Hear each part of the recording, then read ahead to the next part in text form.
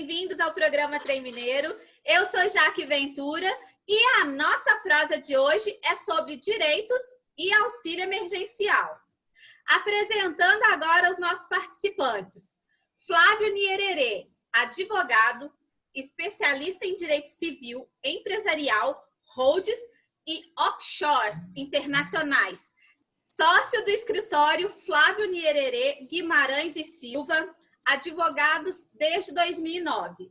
Idealizador do projeto Advocacia Cooperativa Empresarial para micro, pequenas e médias empresas. Seja bem-vindo, Flávio. Obrigado, Jaque. Tiago Teodoro, mineirinho de Pedro Leopoldo, começou a cantar ainda criança, participando de corais e bandas. Sua carreira solo começou em 2016 com o lançamento da música autoral Saudade. Sua música mais recente é Vagalumes. Além de cantor, Tiago também é jornalista e escritor. Seja bem-vindo, Tiago. Oi, Jaque. É bom demais estar com você mais uma vez, Jaque. Que saudade. Oi, todo mundo. Sejam bem-vindos ao meu quarto. Jaque, você só se esqueceu de apresentar a minha assessora. Faça as honras, Jaque. Faça as honras. Qual que é o nome dela mesmo? É a Bebelzinha. Bebelzinha. E o Tiago está com a assessora dele, Bebelzinha, que é uma coisinha mais linda do mundo. Ela gostou da sua voz, Jaque. Ah, que bom! Tiago, me conta, o que é um bardo? O bardo! Todo mundo está me perguntando isso, Jaque, porque eu reapareci em outubro, depois de mais ou menos 2 semanas de férias, com o Tiago Teodoro Bardo. O bardo, ele era, nos tempos antigos, o cantador de histórias. Naquele tempo que o pessoal não sabia nem ler, nem escrever, quem mantinha a história viva, saía de vila em vila contando as histórias, eram os bardos. Só que imagina, Jaque, se os bardos saíssem de vila em vila, de cidade em cidade, só contando, falando as histórias, ninguém ia decorar, né, Jaque? Então eles cantavam as histórias, porque, ó, cantou, todo mundo decora. E nos tempos ainda mais antigos, eles eram ainda mais importantes, porque eles eram os druidas. O primeiro nível de uma pessoa que iria se tornar um mago, para os celtas, por exemplo, era se tornar um bardo. Ou seja, para se tornar um sacerdote celta, um mago celta, o cara tinha que saber cantar, compor, tocar. Uau! Tinha que ser culto. Mas vamos ser sinceros, se o cara não sabe cantar, tocar, compor, tem como ele mexer com magia, Jaque? Tem coisa mais mágica que a música, Jaque? Fica difícil. Eu me considero um bardo, Jaque, porque eu passei muitos anos tentando entender que artista era eu. As pessoas sempre me perguntavam isso, porque a gente tem uma tendência danadinha de querer colocar rótulos em tudo.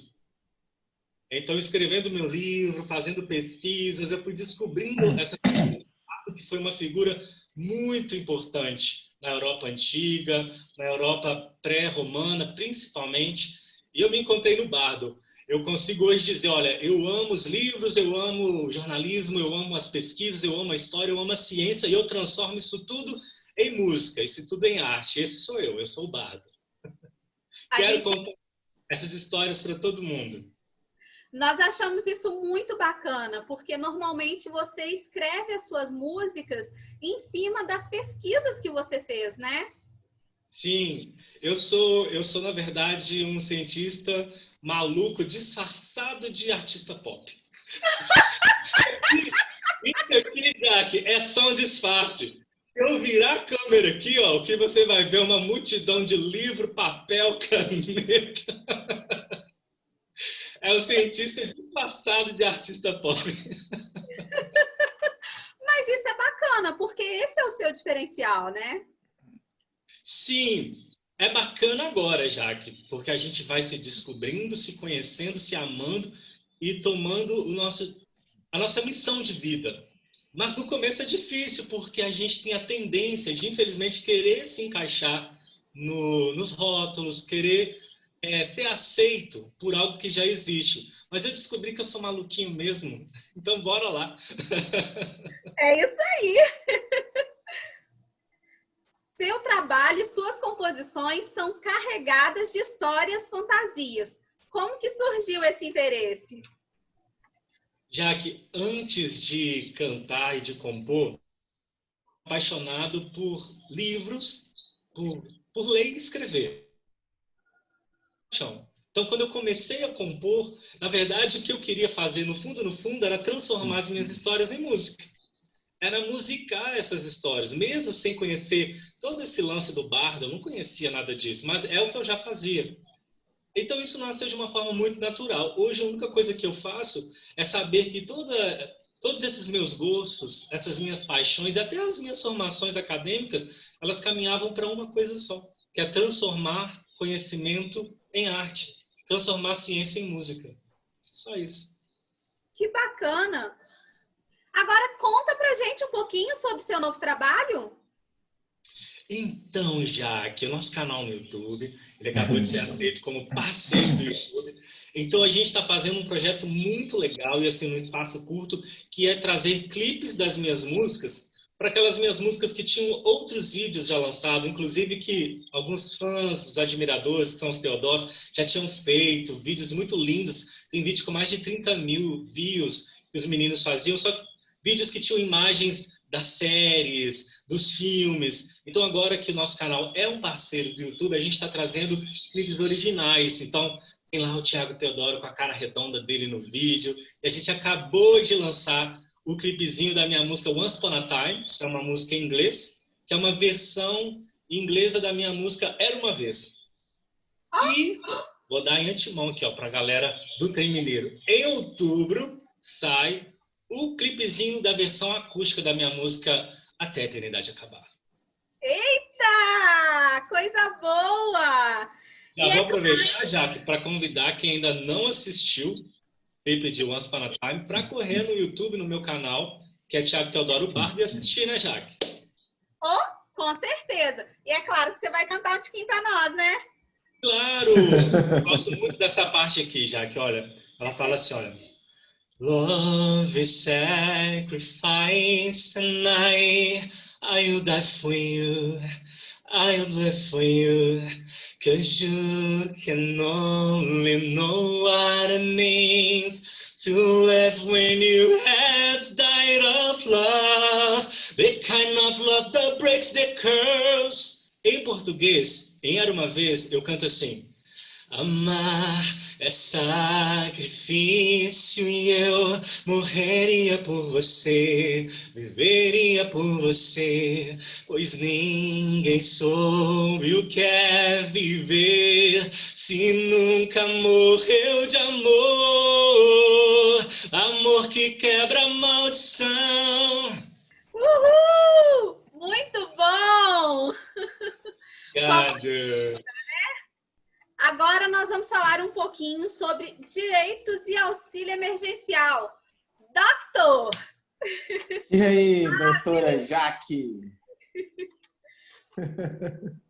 Então vamos lá. 2020 tem sido um ano, assim, bem desafiador, né, gente? E é mundialmente falando. E nesse período de pandemia, o governo federal, tendo em vista a situação de nós, né, brasileiros no geral, foi instituído o auxílio emergencial, o que tem dado pano para manga.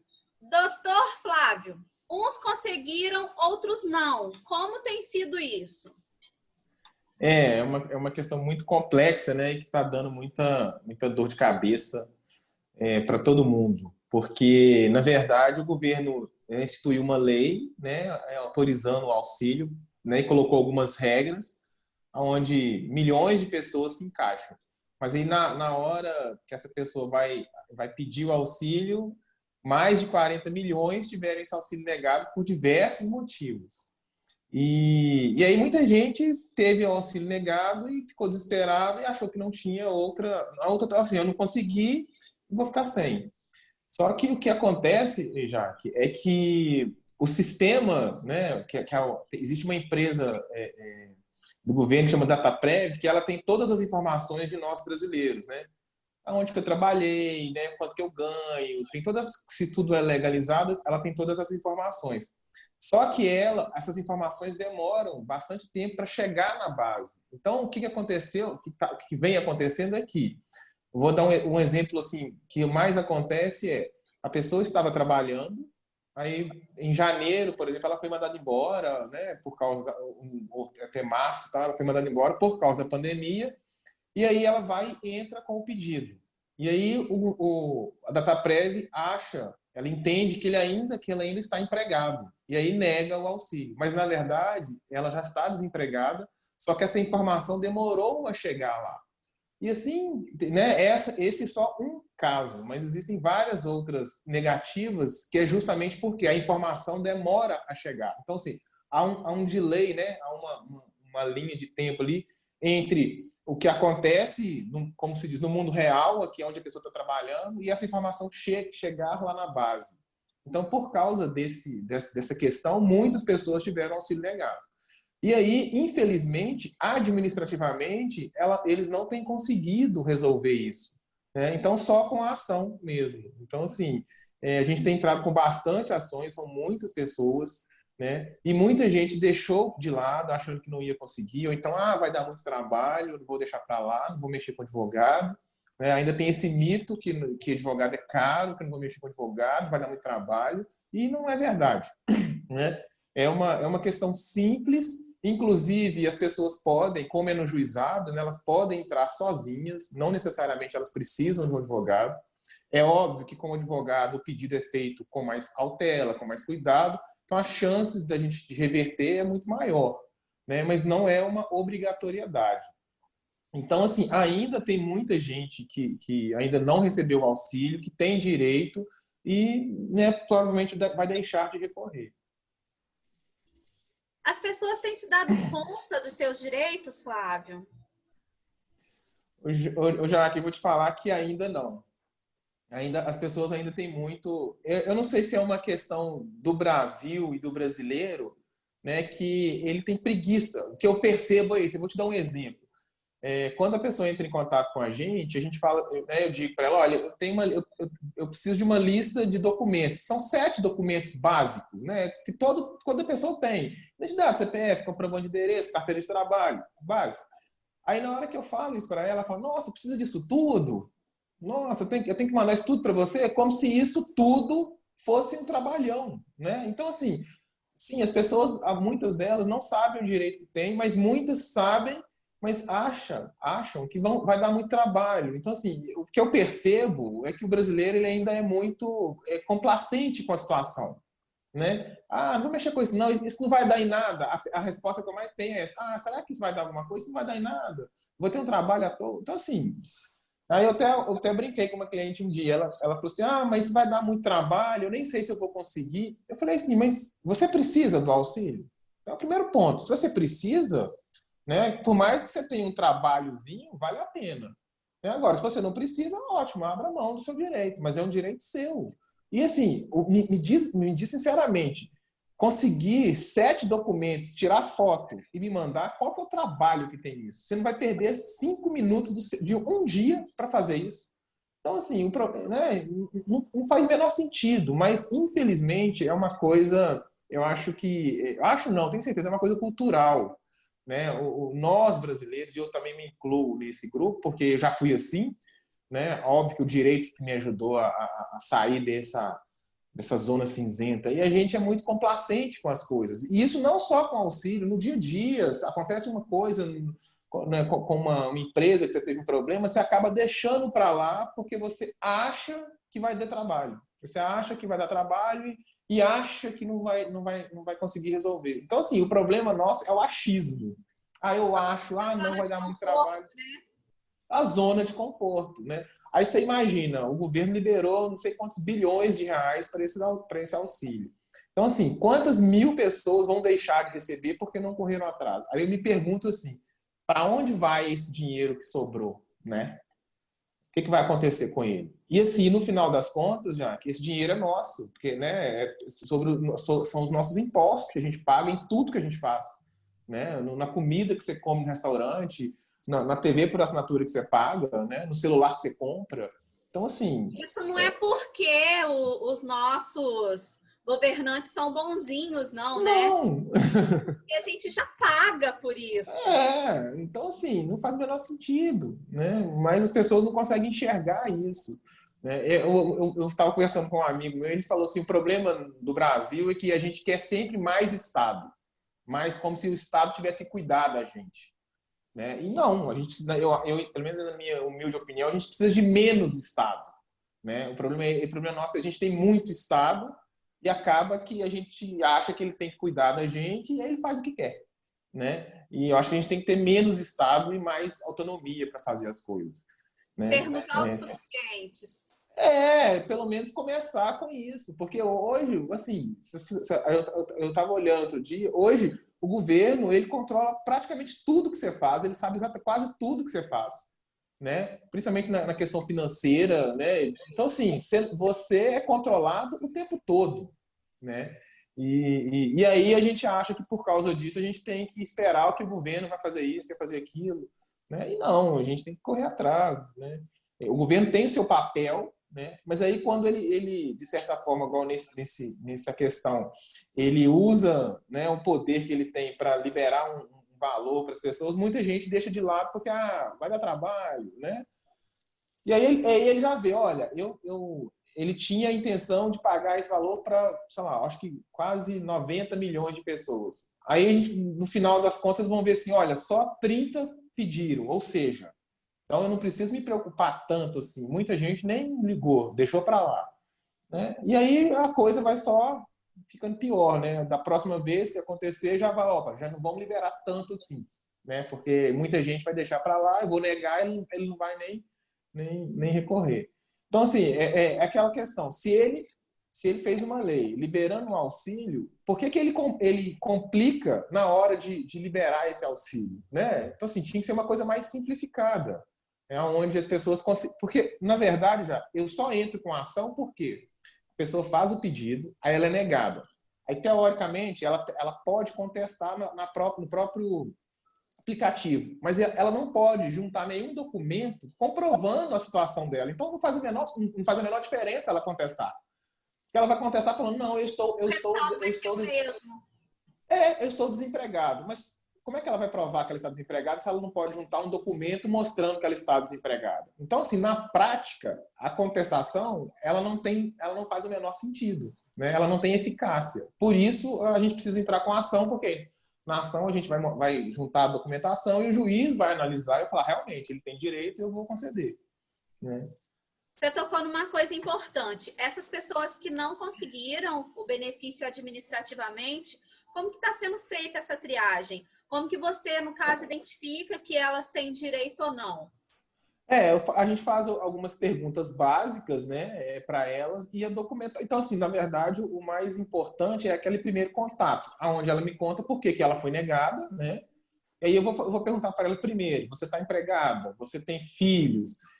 Quem é o seu grupo familiar? No seu grupo familiar já tem alguém recebendo? Você está no cadastro único, na Bolsa Família? Então, porque a lei ela tem uns 10 requisitos, né, para que você tenha direito.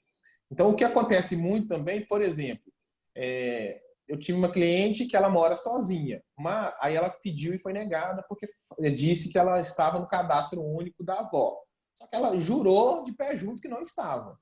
E aí, na hora que a gente foi consultar, ela realmente estava. Ou seja, a avó dela colocou ela no cadastro dela há uns 10 anos atrás e ela nem sabia. Né? Então, isso acontece muito. Então, assim, infelizmente, ela não vai conseguir, né? Porque ela estava no cadastro da avó, por mais que ela não tinha esse conhecimento, ela estava lá. Então, a avó já estava recebendo por ela. Então, assim, tem esses detalhes, mas, no geral, a maioria das negativas, elas são infundadas, né? Óbvio que não são todas. Então, assim, eu já consigo fazer essa triagem já logo no início, até para não perder o meu tempo e nem da pessoa, e nem da expectativa para a pessoa, né?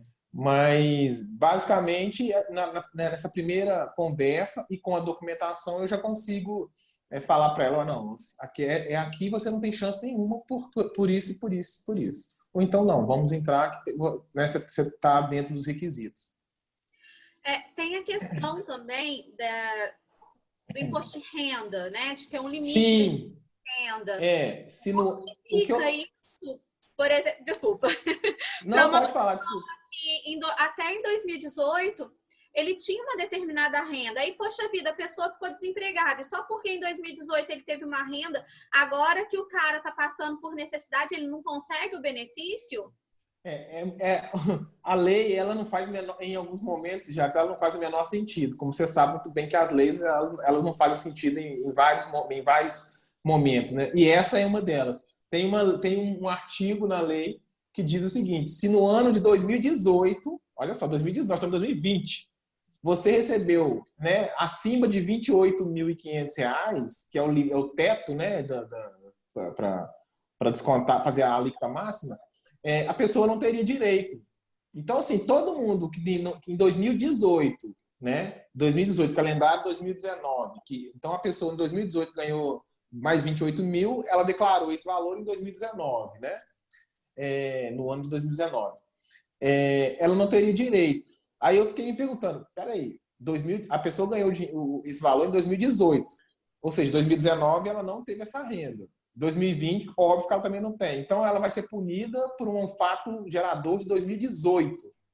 E aí eles estão negando todos. Os juízes, alguns têm negado, mesmo a gente mostrando que a pessoa não teve renda, né, nem perto disso em 2019. Aí alguns juízes têm negado, têm feito alguns recursos, mas alguns juízes como eu posso dizer, mais realistas, que conseguem ver a realidade, que tem isso também, eles têm suprimido esse artigo da lei e concedendo o benefício, né? Mas são poucos ainda, né? E como é no juizado, a gente não tem muita possibilidade de... Né, a gente só tem um recurso, pode fazer só um recurso. Então, a possibilidade de ganhar, se a gente perder na primeira instância, é mais difícil, né? Mas eu vi até que tinha uma proposta do Ministério Público para entrar com uma ação de inconstitucionalidade desse artigo, sabe? Porque ele não faz o menor sentido. Ele está olhando uma situação de 2018, né? Mas é a lei. Então, assim, é complicado. Por exemplo, outra coisa que eu acho um absurdo na lei, por exemplo, se a mulher mãe solteira, mantenedora da família, ela tem direito a 2 cotas. Agora, o pai solteiro não tem. Então, assim, pô, por quê? É a mesma coisa, né? E tem vários pais que cuidam dos filhos, e a mãe não mora com ele, ou a mãe abandonou, ou a mãe faleceu, né? E ele não foi casado. Então, assim, e aí? Né? Umas coisas que não dá para entender, né? Existe também agora a Lei Aldir Blanc, que é o auxílio emergencial voltado para a cultura. Essas questões também se aplicam para a Lei Aldir Blanc e principalmente essa questão do teto, né, do imposto de renda, que é isso que você colocou, porque o artista tem muito da questão, consegue aprovar um projeto, aí naquele ano determinado, por exemplo, ele conseguiu aprovar um projeto de 100 mil, só um exemplo. Mas foi aquele ano específico, no outro ano, no nosso termo que a gente costuma usar, tá todo mundo errado. Então, essas questões judiciais também é aplicável para a Lei Aldir Blanc? Sim, é aplicável sim. E é o seguinte, Jacques, eu digo o seguinte, a gente, nas pessoas no geral, e eu me incluo, a gente não pode deixar uma lei ou um artigo de lei barrar o seu direito, barrar, né? Você tem essa questão aí vamos para, gente, no ano passado eu tive, esse ano não vou conseguir por causa disso. E aí deixa para lá. Não, vamos entrar com a ação e vamos tentar reverter. Né? O direito ele existe justamente para mudar as leis, para alterar o que está errado. Né? Então, assim, a gente tem a possibilidade de suprimir esse artigo de lei, ou então de um juiz ignorar ele numa situação específica, Obviamente que você tem que provar a sua qualidade. Então, por exemplo, a qualidade do ano que você está. Então, assim, igual você disse, no ano passado eu tive um projeto de 100 mil. Tá? Mas eu recebi esses 100 mil, eu tive o lucro desses 100 mil? Com certeza não. Né? Deve ter um custo gigante. Eu não tenho ideia, mas eu imagino que não deva ser barato o custo desse projeto. Então, assim, no final das contas, quanto efetivamente você recebeu? Então, tem que mostrar isso para o juiz, para ele ver, realmente, a lei ela não está concatenada com a realidade. E aí, o juiz existe justamente para moldar a lei à realidade das pessoas, né? De nós todos, do país. Né? E ele tem o poder de suprimir um artigo de lei ou até uma lei inteira. Lógico que vai ser para o caso concreto, não vai ser para todo mundo, né? Porque quando você entra com uma ação individual, aquela decisão ela só vai valer para você.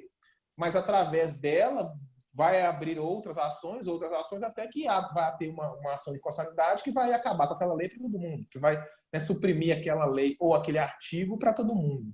Né? Então é sim válido e as pessoas devem sim entrar para tentar resolver isso, desde que consigam provar, né, aquilo que a gente está falando. Porque o que acontece muito, aí eu falando do auxílio, é que as pessoas me dizem uma coisa, mas no papel é outra. Então não adianta. Né? A gente tem que provar o que a gente está dizendo. Eu sempre digo, gente, não adianta você me falar, mas eu não sabia que a minha avó tinha me colocado no cadastro dela, eu não sabia. Não importa. Né? Imagina, é seu nome, seu CPF que está lá. Né? Alguém deu aquele CPF para sua avó, ou para a mãe, quem quer que seja. Então você tem que ter esses cuidados também. Mas a gente conseguindo provar de forma clara. Vamos saber isso, por exemplo, se eu estou no CAD. Então, por exemplo, no CAD Único, tem um site simples, que é meucadunico.gov.br. Você entra nele e digita o seu nome, seu CPF, o nome da sua mãe e a da sua data de nascimento, ele vai te falar se você está no cadastro de alguém ou não. Né? Só que o que aconteceu? As pessoas chegavam para mim e falavam que não estavam. Então, a princípio, eu acredito no meu cliente. E aí eu entrava. Aí chegava lá, porque na hora que você entra, a Justiça Federal ela já faz essa triagem, então ela já busca tudo automático e bate as informações. Aí eu chegava e recebia a resposta que não, a pessoa estava. O que eu tive que começar a fazer? Tive que ter mais um trabalho. Então, quando a pessoa me chega com a documentação, antes de qualquer coisa, eu vou lá e pesquiso se ela está ou não no cadastro único para não perder tempo. Então, assim, me causou um pouco mais de tempo, me dá mais trabalho, mas em compensação, no final, eu não tenho uma resposta negativa. Então, assim, qualquer pessoa pode fazer isso. Tem um aplicativo, inclusive, para o celular para você olhar essas coisas. Né? Então, é simples. Mas, normalmente, já que a pessoa que tem esse tipo de cadastro, ele já coloca um monte de limitações para ela. Né? Se você está no cadastro único, se você está no Bolsa Família, se você está naquele tem um outro cadastro, que eu esqueci o nome aqui. Então, assim, porque eles dizem o seguinte, se você está nesse tipo de cadastro, a maioria dos auxílios que aparecem, você receberia automaticamente. Né? Por exemplo, se você está no cadastro único, você nem precisaria fazer o seu pedido no aplicativo, porque o governo já vai te dar o auxílio automaticamente. Né? Então, e aí a pessoa que é o responsável pelo cadastro, por exemplo, eu entro e faço meu cadastro. Aí eu coloco a minha esposa, meu filho e a minha mãe. Então, teoricamente, aquelas pessoas, mesmo elas não morando, por exemplo, minha mãe não mora comigo, mas se eu colocar ela no meu cadastro, o governo vai entender que ela mora comigo. Então, na hora do auxílio, eu vou receber em nome de todo mundo, porque eu sou, teoricamente, o chefe da família. E aí, se a minha mãe pedir, ela mora em outra cidade, ela não vai conseguir porque ela já está incluída no meu cadastro, mesmo que ela não saiba. Caramba! Aí tem uma outra questão na lei que são apenas 2 pessoas da família. Sim. Se uma terceira pessoa, eu não consegui porque eu já tenho outra pessoa na família. Isso me dá o direito de ajuizar uma ação ou não? Não, por exemplo, o que acontece muito, isso acontece muito. Você, sei lá, morou a sua vida toda. Vou dar o caso de você, sua mãe, seu pai, você e a gente. Perfeito.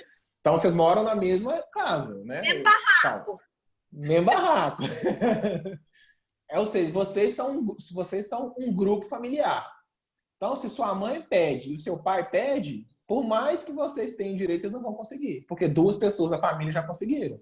Então, não adianta espernear, não tem jeito. Nem Esse pedir requisito... agilização. Não adianta. Na hora que eu entrar com a ação, na hora que bater lá, o juiz já vai ver que tem duas pessoas do seu grupo familiar e acabou.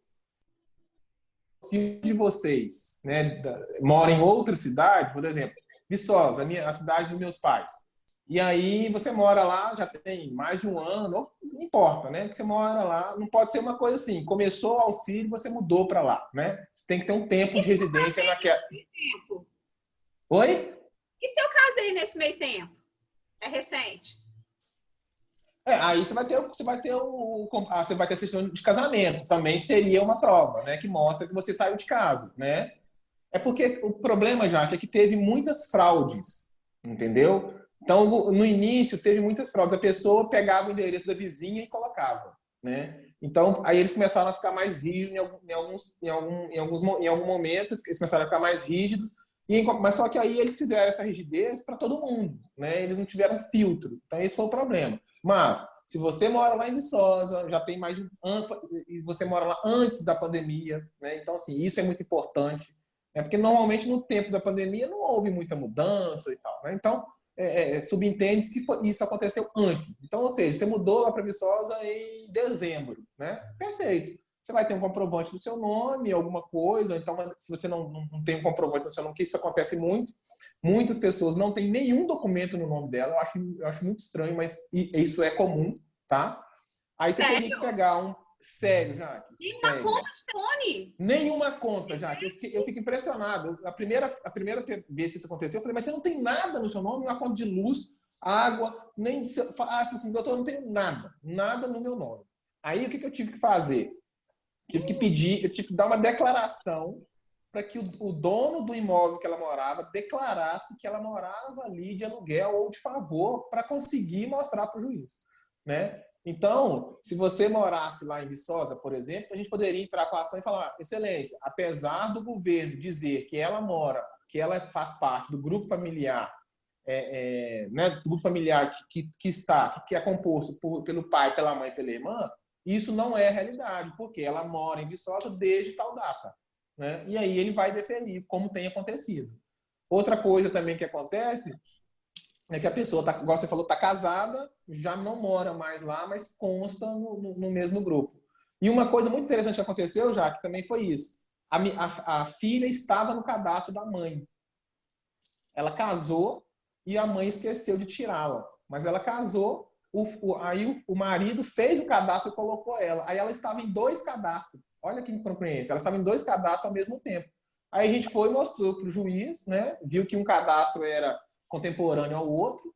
E aí ele foi e aceitou. Falou, realmente, né? Está mais provável que, apesar dela estar no cadastro da mãe, ela não reside com a mãe. Ela tem o grupo familiar dela, é ela e o marido, né? Que está em outra cidade, em outro endereço, né? Então, por isso que eu falo que a importância do advogado é nesse sentido, porque a pessoa sozinha ela não tem essa expertise de fazer essas ligações e de juntar essa documentação correta no processo que ela faz pela aternação.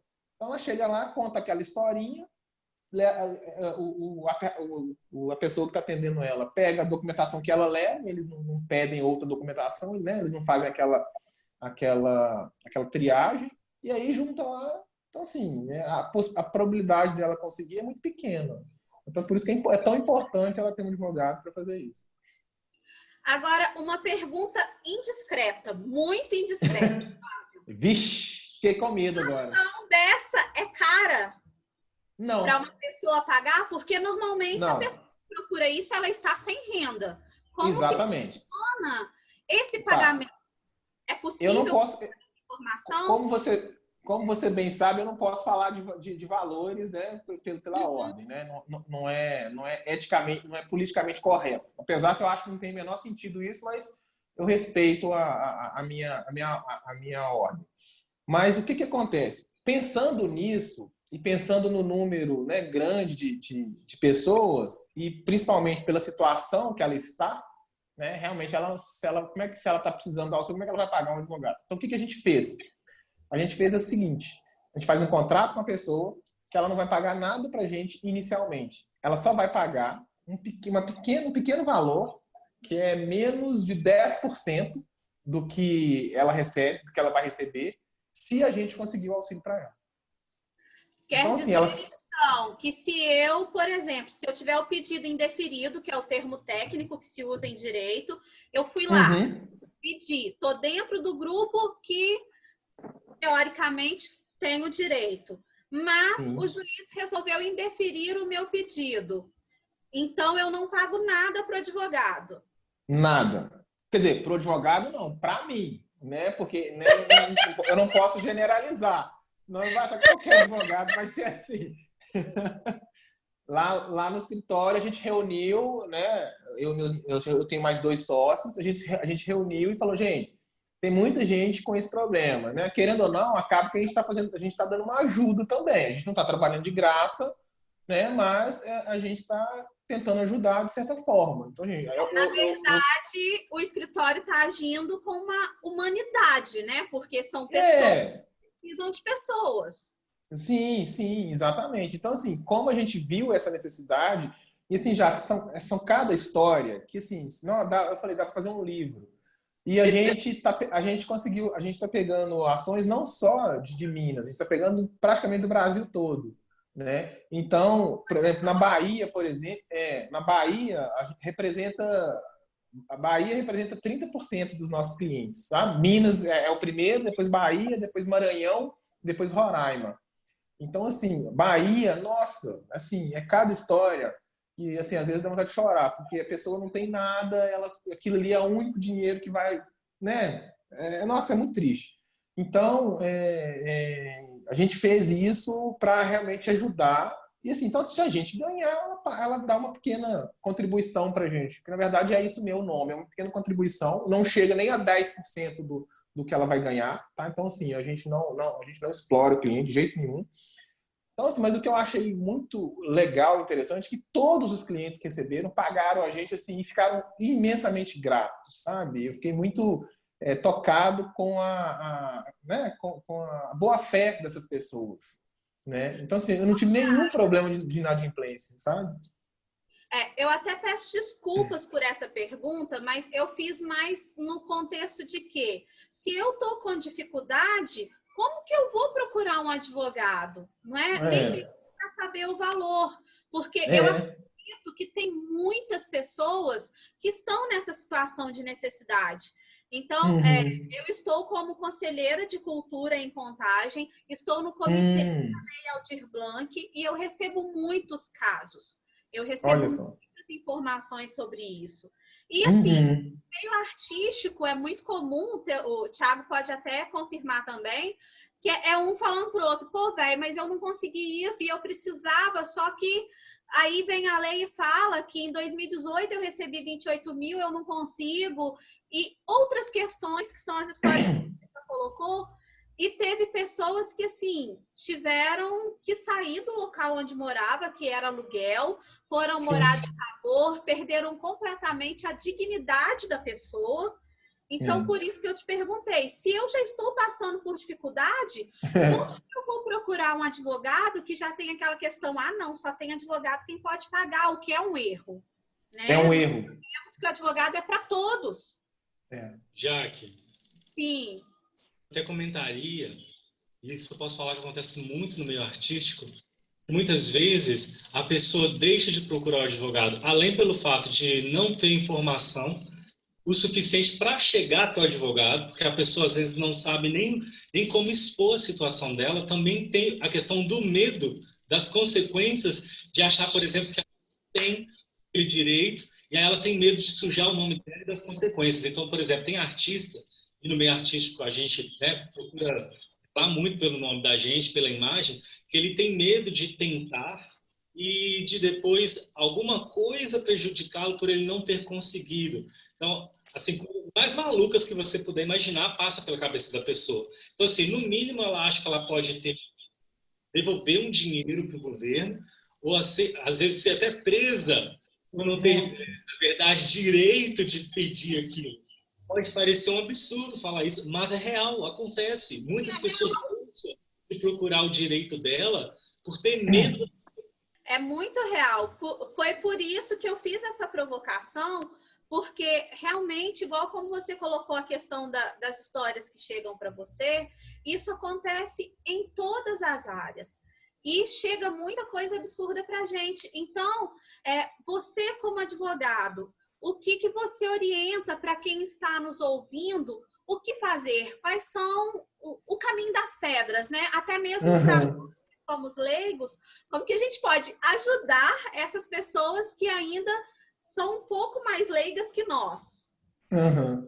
Então, Jaque, primeiro eu vou dizer que você não é leiga, tá? Tá? Deixa abaixo, menino! Mas tudo bem. Olha, Jaque, cada dia eu fico mais espantado. Por quê? Teoricamente, a gente tem mais informações por causa das redes, por causa da internet. Então, assim, teoricamente, tem mais informações. Só que mesmo com essas informações, as pessoas ainda, não sei porquê, ainda não acessam essas informações. E um mito que a gente tem que quebrar, mas isso é feito pela nossa própria ordem, ela quer colocar o advogado num pedestal, como se ele fosse um ser diferente, que sabe mais do que todo mundo. E é mentira, né? É pura mentira. Então, assim, eu acho que a primeira barreira que a gente tem que quebrar é que o advogado é uma pessoa comum, como qualquer outra, que estudou um pouco mais. Basicamente é isso. Mas muitas coisas que nós fazemos, qualquer um pode fazer. O que acontece é igual o Thiago falou, é o medo, não é do desconhecido. Só que a pessoa tem medo de algo que ela nem conhece. Então ela precisa conhecer primeiro para ter o medo.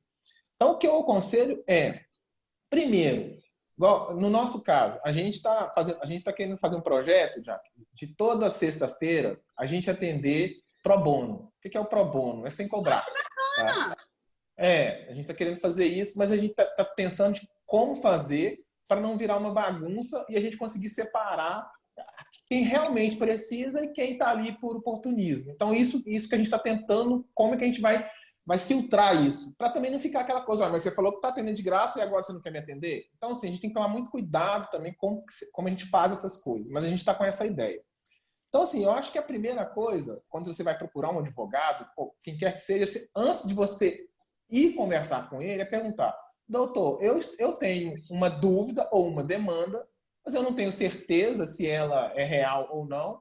Eu queria saber, mas eu vou precisar pagar por a sua consulta ou a sua consulta é de graça? Essa é a primeira coisa, né? Então, aí a pessoa já fica mais tranquila. E aí é expor com o maior cuidado possível a situação dela e a gente vai analisar e falar, olha, esse ou esse caminho, né? Então, eu acho que essa é a primeira questão. E o segundo, a gente tem que entender que o fato de eu litigar contra o governo não vai ter retaliação, né? Até porque uma ação contra o governo é insignificante, digamos assim. Não é porque você teve um direito negado e você vai recorrer dele, você vai ter uma retaliação de um benefício que você teve no ano passado, né? Isso igual o Thiago falou, é real, mas não é real que as pessoas têm esse medo, mas isso não existe, esse medo não existe. Então, a gente tem que saber que nós temos direitos e nós temos que correr atrás dos nossos direitos. É por isso que a gente continua tendo muitas coisas negadas, por isso que as grandes corporações, até mesmo o governo, usa e abusa da gente. Por quê? A gente deixa nosso direito ir, né? E tem aquela máxima, né? O direito não socorre a quem dorme. Né? Então, assim, tem o seu direito. Se você não vai atrás dele, né? Você vai perdendo, vai perdendo, vai perdendo, vai perdendo. Né? Então, assim, a gente tem que ter mais consciência e antes de falar, olha, eu tenho medo, isso vai acontecer, procure antes saber as consequências. Porque um bom advogado, quando chega uma demanda que ela é temerária, no sentido assim, não tem muito direito, ele vai te fala, olha, eu não acho prudente por causa disso, disso e disso. Pelo menos eu sou assim, eu não gosto de entrar numa ação para ver o que vai dar. Eu gosto de entrar numa ação que eu sei que a pessoa tem o direito, que ele foi lesado. Às vezes é difícil de você provar, mas ele tem aquele direito. Então tem isso também. Eu vejo que muitas pessoas, às vezes, ela fica com esse temor porque ela já teve uma experiência, às vezes essa experiência foi ruim, porque ela pegou um advogado que não foi claro com ela o suficiente, né? E aí ela acaba ficando com essa limitação. Uma coisa que eu gosto de falar, já é aquela máxima. Se um advogado falar para você a sua causa é causa ganha, corra dele. Corra dele, porque esse termo no direito não existe. Né? Eu fico morrendo de rir toda vez que chega um cliente para mim, leva uma carta, fala assim, doutor, essa causa é ganha, né? Eu falei, se for ganha, você pode entrar então, porque se for ganha, eu não entro. Porque não existe causa ganha, né? Existe a possibilidade, uma causa que tem boas chances de ganhar e poucas chances de ganhar, né? Dentro daquele contexto, mas não existe isso, causa ganha. Né? Então, eu acho que a gente tem que tomar muito cuidado quando você recebe uma resposta dessa.